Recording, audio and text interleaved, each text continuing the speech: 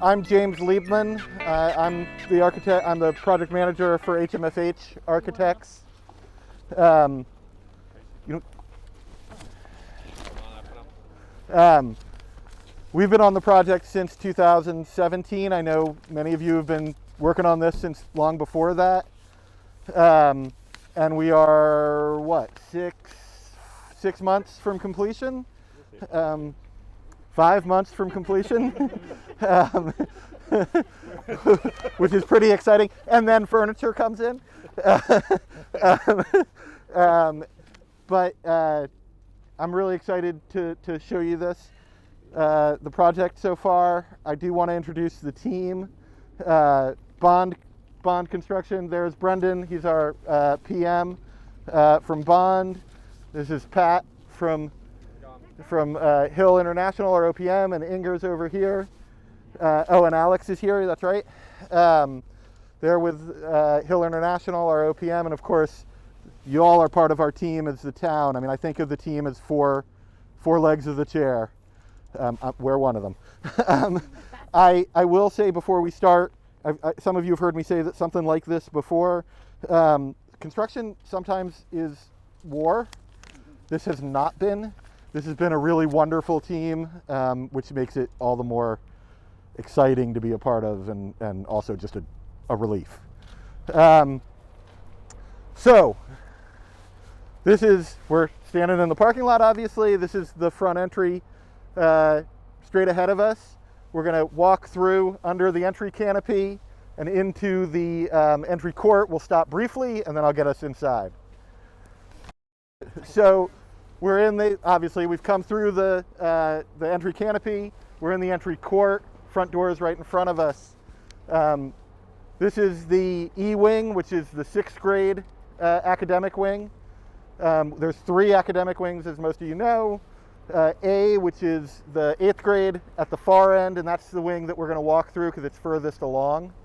The 7th grade wing, and you know, if there's things you want to see that's not on my path, you let me know. The 7th grade wing, which goes off in that direction, is the next furthest along, and then this is the 6th grade wing, as we said. Science rooms and classrooms along the masonry wall. That big glass curtain wall over there opens up into the neighborhood collaborative area. So that's the workers, the sort of maker space that's open, unclaimed, right? So teachers and classes can come out and have activities there. And then outside of that, kind of enclosed by the low, protected with wood walls, but they won't ultimately be wood, is the outdoor classroom. And so that's for some teaching opportunities outside.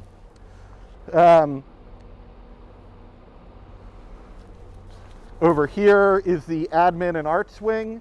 You're looking at admin all along the first floor here, admin, guidance, medical, and then right at the corner here is the wraparound services. And then these 3 big volumes above us are the 3 art rooms. They've really only been cladding them for about 2 weeks. It's pretty exciting to see. I think it looks great. So, wrapped here, a little bit out of commission because it's just still under work, is the entry stair. So you'll come in, there'll be a glass door, a second set of glass doors, a vestibule here. There's security control, and the office is just, you know, the main office is just that way. But as you come in, the stairs climb up into the sort of the lobby, and then entering into the cafeteria. But before we do that, let's go into the media center. This curved volume here is the media center. It's fairly recently gotten drywall on it, so you can really see the volume and the curves, and wait till you get inside. So this is the media center. You may have seen images of it. The circulation desk is a curved desk that sits right under that curved canopy right there. There'll be built-in bookshelves all along the the walls to about 5.5 feet, all the way across, except for a few locations right at the curves where it's banquette seating. And then there's loose shelving as well in rows that radiate out from the control point, so that someone at the circulation desk can see almost everywhere within the space. And then to help sort of fill the volume but also celebrate the volume, there are long, thin pendant lights that hang down from what is clearly a very tall ceiling. There's also acoustic treatment on all of the, above that 5.5 feet, on all of the blank wall, there's acoustic treatment that'll help reduce echo and reverberation times within the space. Is it going to be a drop ceiling, or is it going to be a ceiling? It's a ceiling. It's a acoustic ceiling at about the height of the rim of that skylight. Yeah, where the paint stops. Right, right, where the paint stops, at the top of those windows. Above us over here, and we'll head into that, is the maker space, and it looks in at the media center, obviously. Okay, so you've entered into the cafeteria. We also call this the town square. You've experienced some of what we've really carefully set up, which is a series of expanding and contracting spaces, right? You enter and it's tall, and then you come up those stairs and it's compressed, and then you get the wow as you come into this space. It's a tall space with these great pedestrian walkways and sloped walkways to connect and create accessible routes throughout the school. And that connects, these walkways connect, again, the academic wing over here, 6th grade, 7th grade, 8th grade, over that way. We talked about the media center. The media center volume, these great amoeba shapes, gets clad in a resin panel in blues, reminiscent of sea glass. Over here, this is the theater arts classroom over on this side, and then above over here is the broadcast studio. And this will get clad in wood slats, and you can see some mock-ups of those and how to put devices in them. Under the broadcast studio there is the lower cafeteria for a little bit of a quieter, still open to this, so it's going to be a loud space, but just a feeling of a little bit more protection for kids that want that. And then the lower caf, which is back over that way by the doors over there, just for a slightly separate and removed part of the cafeteria and experience. And then that volume, I don't think I talked about that volume yet. That volume is clad in metal, right? So we've got the resin, the wood, and then this is kind of a rustic metal. It's got the culinary lab at the first floor. We'll head into that. And then the expeditionary lab at the second floor.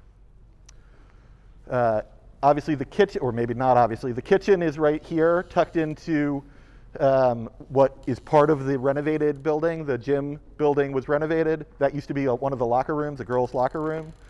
And now it's the kitchen and servery, so it'll serve directly into this cafeteria. So this is a theater arts classroom. It's primarily a teaching space, but it'll also second, obviously, as a black box for performances. It'll have blackout shades on the openings so that it can be darkened as well as the skylights. But one of the really cool features in here is the tension wire grid, which is a big floor that'll cover a lot of the area of this space. It's about 3 feet higher than that catwalk. You access it from a ladder. But it's a platform that you can aim lights through. It's got a mesh floor, and you can aim lights directly through it. It's a great tool for teaching lighting. It's safer than hanging lights by hanging over a catwalk, and will provide some great teaching opportunities. The other thing that's kind of cool and kind of additive to this space is access to the control room. So that window is the control room to the broadcast studio, but it seconds it turns around in seconds as a control space for activities within here. As I was just saying, this is the culinary lab. It is a teaching space. It's not a serving space. So, right? So this isn't serving lunches. This is actually teaching kids about cooking and culture and safety, kitchen safety, as well as nutrition and things like that. So there'll be ovens along here with prep space islands, and as well as a prep counter along the wall. This is really a part of what, you're going to see a lot of pieces of this, but I was watching, I know the school committee was reviewing the program of classes. I don't have that phrase right. Thank you, program of studies. And I know, and John used the phrase, the explosion of opportunities for pedagogy, which is a great phrase and really represents what's happening here. And so some of these spaces particularly within these volumes, these cool curved volumes, right, are a big part of that. And this is one of them. So this is obviously the cooking area. There's dishwashing and storage and a variety of other things over there, as well as a walk-in freezer and refrigerator. The teaching, a fairly small teaching space behind you, but a lecture space that's a part of it. And there'll be a teaching wall sort of around the corner over there. Desks will face that way. One other thing worth pointing out here, you'll all notice how thick the walls are. That's for acoustic purposes. Obviously, the cafeteria is going to be an extremely loud space, right? When it's got 500 kids in it eating lunch, or 450 kids eating lunch, with a teaching space right next to it. So we've got these very thick double walls. Any of the openings, the window openings, are double glazed. So they've got a piece of glass, and the kind of held about a foot apart. The further apart they are, the better it performs. That airspace makes a big difference. So it's not where the pies are going to cool. It is not where the pies are going to cool, but that's a really cool idea. So we're entering, obviously, into the academic wing with the corridors. There's classrooms and science rooms on the exterior wall. So on this side, it's the left side. And then there's, in the center, there's all sorts of support spaces, small group teaching spaces, bathrooms, teacher support, science prep, spaces like that. So most of you know this better than I do, but the special education spaces are interspersed throughout the school, right? They're not grouped together and isolated. And they're really part of the teams that happen throughout the school, the teacher teaming. This is a communication enhancement program classroom. So there's some cooking teaching that happens along here, as well as a variety of other activities. This is a pretty flexible space. There's a lot of pieces that go in this that help with the furniture pieces that help with the teaching opportunities. There's a bathroom. So again, this is a typical classroom. You can see the casework against the far wall in the feature color. And we'll talk a bit more about color in a minute, I think. These casework obviously is great storage, right? But it's also a standing working space. And it's also got, what you don't see is in here, and these two with the sort of this one and the one right there, is ductwork. And this is inoperable, whereas this one opens. And ductwork comes down and feeds air here. This is part of the mechanical system that was selected for this school. It's pretty important in that it delivers air low and returns air back to the system up high in that slot over there. And what that allows is for you to deliver the air at a higher temperature, as opposed to trying to push extra cold air down through. You're delivering it warmer, so you save energy that way. And it also is great for particulate, because what happens is the air travels across the floor, it finds a chimney, you and me, right? We're giving off heat. It rides up that chimney and takes all of that up. So you find that there's less particulate at the sort of occupied level with this kind of mechanical system. You also will see in all the classrooms and science rooms these sloped ceilings, as John mentioned. They do some work. They don't do a ton of work, but they do some work. Obviously, they open up and make it feel taller, but they bounce light further into the room, right? So you're getting light out of the windows and trying to bring it as deep into the room as you can to create spaces that are that have a high percentage of daylight autonomy. So what that means is that you can work in that space and you can teach in that space without turning on the lights for a portion of the room. And as far back as we can make it, we'll make it. We've done careful studies on how to get as much daylight autonomy as we can. We also incorporated what's not installed yet, so you don't see them. We've incorporated sunscreens across the windows. So some of them are vertical. We did studies. We've got a lot of orientations, right? Because if you look at the shape of the building, we've got a wall facing out that way, and classrooms facing out that way, and classrooms face, we've got a lot of orientations. So we did a careful study to really look at what's the best configuration of the sunscreens. So we've got horizontal sunscreens facing south, and maybe more of them, whereas east, there's a vertical one, and in a different orientation, there might be 3 vertical ones. And that's all about trying to reduce the amount of glare in the classroom. And there was a decision made. Those sunscreens do block some of that light that's coming in that we're trying to get as deep into the room as we can. There was a decision made to really try to minimize the glare, even if it cost a little bit of that daylight autonomy. And the reason for that is as soon as you get too much glare in the room, teachers are going to take down the blinds, turn on the lights. It doesn't matter that you've got big windows, right? So as much as possible, we're hoping that teachers keep the blinds up. We've done what we can to minimize glare. There will always be times during the year where there is some glare. But that was a very careful effort. And we're excited to see those sunscreens come in. I think they're coming in next month. Within the architecture, there was a lot of planning around how to make this very large school, right? It's going to be the biggest middle school or public middle school, I think the biggest middle school in Massachusetts. But how to make that into something that creates smaller learning communities where people can feel comfortable and welcome and know where they are and know their place, right? So that's part of why there's these grade wings, but there's also sort of things within those wings that they can group around and have identity. So this is a big part of that. This space is really 3 spaces. We call this the neighborhood collaborative area. It's places where classes can come out and do projects. There'll be tables for projects out here, kind of an open project area connected to one of the small group rooms right there at the corner.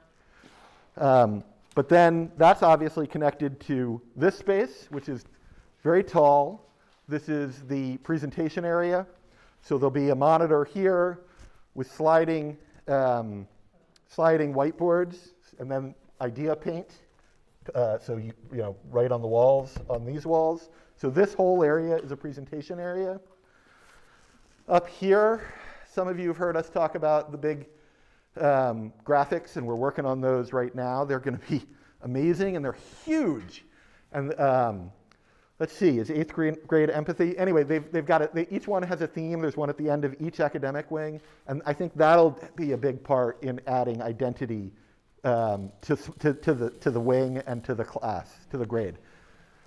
The other thing that's involved in kind of creating identity and smaller identities is the color scheme. So you may remember we presented this at some point during design. There's a color per floor per wing. So there's sort of 6 colors that radiate out through the building. You're obviously in the orange, kind of leans a little yellow, but the orange wing. As we head upstairs, you'll see that we'll be in the red wing. So 8th grade, reds and oranges. 7th grade, green and yellow. And 6th grade, blue and purple. And these piers that you see at the entries to each of the classrooms, follow that. You'll see upstairs, immediately there'll be a red one. There's also a second, project area like that one up there that again shares the presentation area down here. The ceiling is, the triangular ceiling it has acoustic properties, but it's really aesthetics. It's really acoustics, but it's also aesthetics. And then this grid, this unistrut grid, will have lights on it, every other one, and it'll also have drop-down electric power for the project area. So this is one of the science classrooms, 6th grade and 7th grade, 7th grade and 8th grade, typical science classrooms. We've got eye wash and emergency shower, lots and lots of storage, teaching wall behind you, as well as teaching opportunities along this wall with the sliding whiteboard, and then lots of storage and workspace throughout. Other than that, the ceilings are very typical throughout. So what you're in now is 2 classrooms, right? This is the sort of typical 6th grade classroom. That side of this opening is the science and math classroom. This is English and history.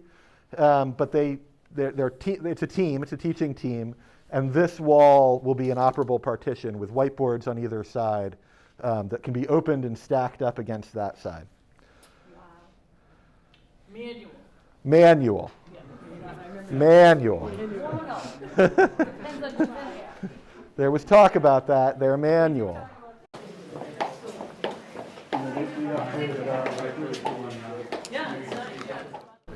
This is the Expeditionary Learning Lab.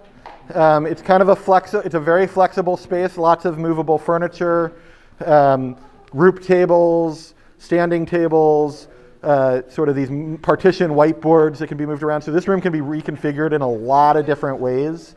There's a teaching wall over here, as well as 5 group tables in one configuration, kind of along each wall with a monitor for group work. This is a space where kids will be learning about community outreach and group projects and sort of entrepreneurship. And so there's a variety of activities and a lot of flexibility within this space. One of the things you're seeing here, I think for the first time in the spaces we've been in, is what we've called this sort of light trough, right? So we've got skylights with this detail, this kind of sloped detail that brings light into these central spaces, which is really important because obviously this space is not on an exterior wall. So any opportunity to bring in additional natural light helps students stay engaged and feel connected to the outdoors, even though you don't really see through it, right? Just the presence of natural light improves performance. So this is the broadcast studio. This is the teaching space. So there'll be a teaching wall over here, workspace along the wall there, as well as kind of peninsula desks that come out this way with Apple computers, which are great for broadcast processing. Again, you see the detail of the trough, a smaller version of it. The room through that door, it's kind of dark in there, but through that door is the control room that we looked up at from the theater arts classroom. And then behind here is a little filming studio. And it'll be kind of a green space, right? It'll have a green wall. It actually has curtains, so it has a green wall, a black wall, and a gray wall so that they can do a variety of things.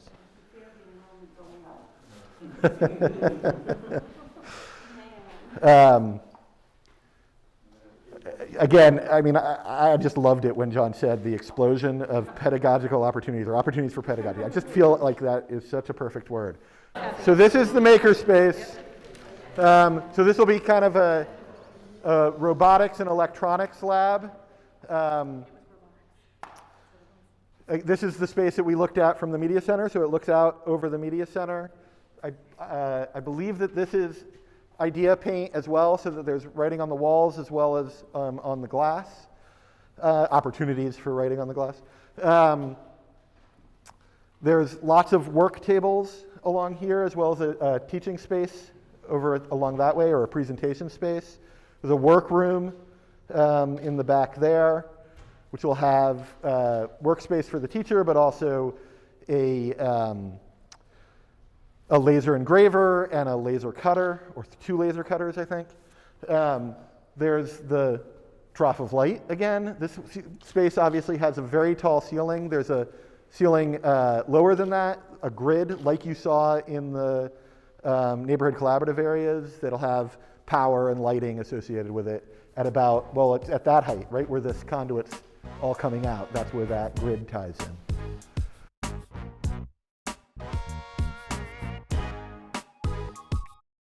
Okay, so this is the gymnasium. No, just kidding.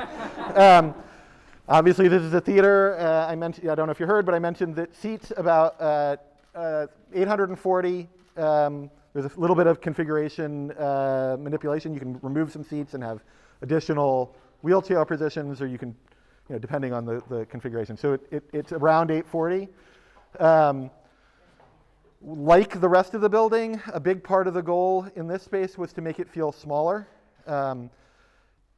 850, 840 is a big auditorium. A couple of things we did to make it feel smaller is to include this balcony, right? So down there you've got about 500 or 450 seats. Up here is the rest of them. So that allows a couple of things. One, as you have smaller groups in here, maybe you have 100 kids, they're just going to use the lower portion down below, but also the front. As you get more, you'll start to fill up back under this balcony, and we'll go in there. But then when you have a big event, you're going to start using up here. The other thing that doing a balcony does is that it lets you kind of push forward with some of those seats. So this seat isn't behind the last seat over there. It's already closer to the stage.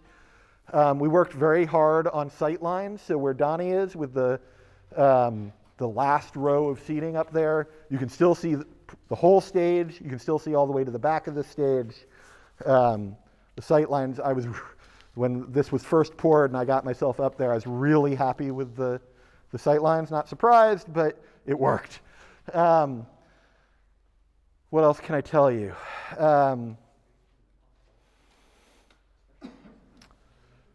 We'll go onto the stage, and we'll also go in down below. Any questions in here?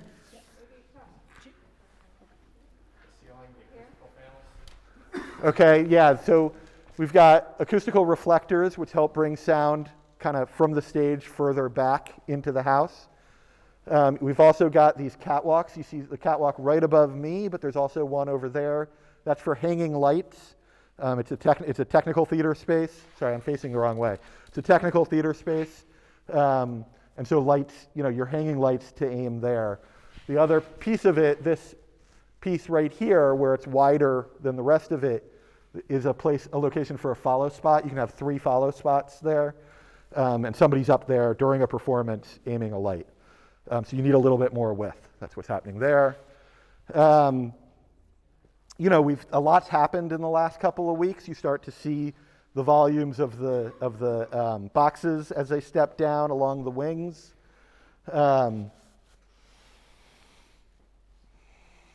Yeah, this is coming along. This is a lot of progress in the last few weeks. I remember looking at that sort of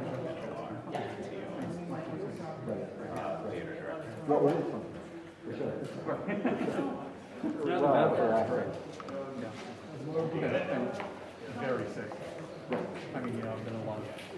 There's of all kinds, academic. I mean, you Great for that different money. Right? It was like, oh, that now we have microphones. And is this all of the amazing step forward over the last stuff? Panels for reflecting sound further back and kind of breaking it up with shape so that you don't get a monolithic reflection of sound. And then there's panels for reflection. Yeah. For absorption, for sound absorption. This is what the ceiling's going to look like. Correct. Correct. This is it. Cleaner. Purely reflective, right? Yeah. Correct. Correct. Although there's absorptive material above them, so so sound goes up above them, bounces back, and is absorbed above them. I see that. we be able to broadcast out of here live? There is not through Wi-Fi so much. There is technology. No, never mind. I want that seat over there, like with the,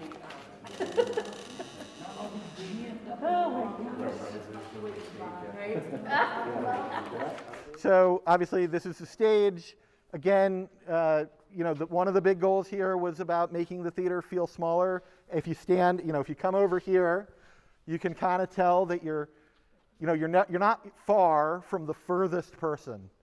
And most people are really quite close. So there will be a nice feeling of interaction between the performers and the audience.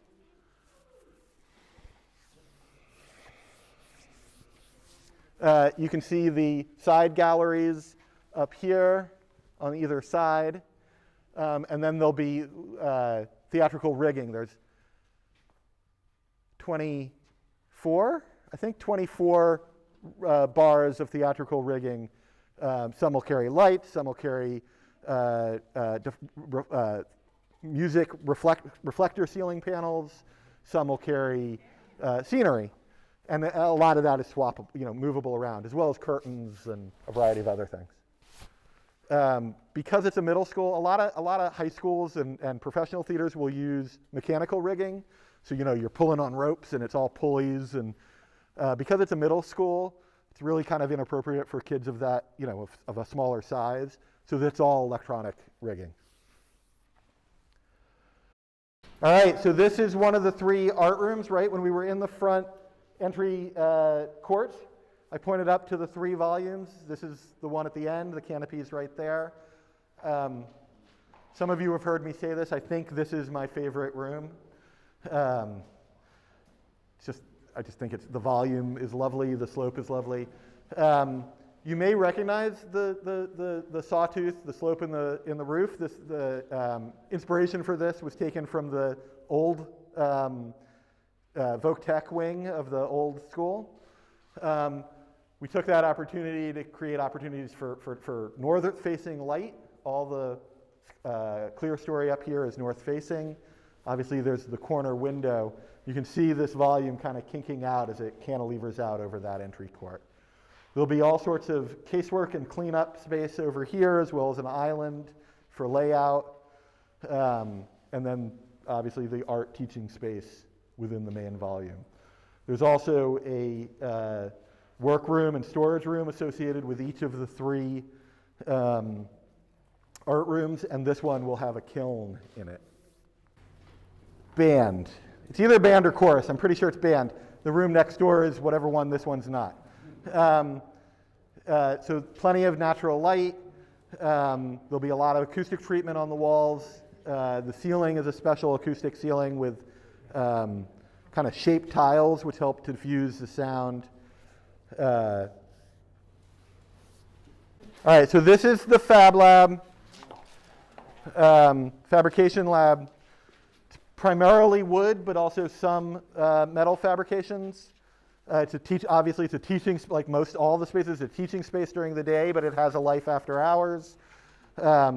This will primarily serve after school as a shop for scenery and theatrical stuff. And so notice the size of the opening here. This is going to be a 16-foot door, 16 feet high door. One of the things that's planned to happen in the theater, as well as this is a part of that, is that they'll house competitions and theatrical competitions and musical competitions. One of the things that they need for that is a way to bring scenery in, right? Because a group comes from another school, they get a box truck, they bring scenery, they get it in. This is a garage door type door. They get it in here, they assemble it. They've got 8 feet there. They assemble it to up to 16 feet. And then at the time of their performance, they get 10 minutes on the stage. They bring their scenery in through this door and then through the next one directly onto the stage. So there's a lot of acoustic considerations with this room. The walls are acoustic. That big door is acoustic. Obviously, the blocks here, because we've got chorus next door, so there's a lot of acoustic separation this way. Let's head onto the stage through these giant doors. All right, so you know where you are. You're in the old gym, right? Obviously, this is being renovated into a brand new gym with air delivery, skylights, new access to natural light, mechanical systems, which is what you see start. That's what will be happening in these enclosures. New bleachers, new sports floor. There were a lot of reasons for keeping the gym. There's embodied carbon, a lot of embodied carbon in concrete. We took a lot of that out because we had to. The floor to floors in the rest of the building were very small. You couldn't get modern utilities and air delivery and that. But within this was an opportunity to save some, and it's a great environmental save. Steel and concrete construction is a huge contributor to embodied carbon, about a third, if I remember correctly. And of that, steel and concrete are a huge part of that. So being able to keep this was a big deal. The other reason to keep it was the size. The MSBA would not have built a gym of this size for a middle school. It'd be a little bit more than half. And then again, you've got the auxiliary gyms, which are still here over on that side. So that was another driver for why keep the existing piece. It did save a little bit of money. It didn't save a ton of money, but there's all these other great reasons to do it. All right. I don't have a great close. Anybody got any questions? We're so excited to be a part of this project. My whole team. I've got a great team back at the office, and we're really excited. It's just awesome to be a part of this. We really love it. Speechless.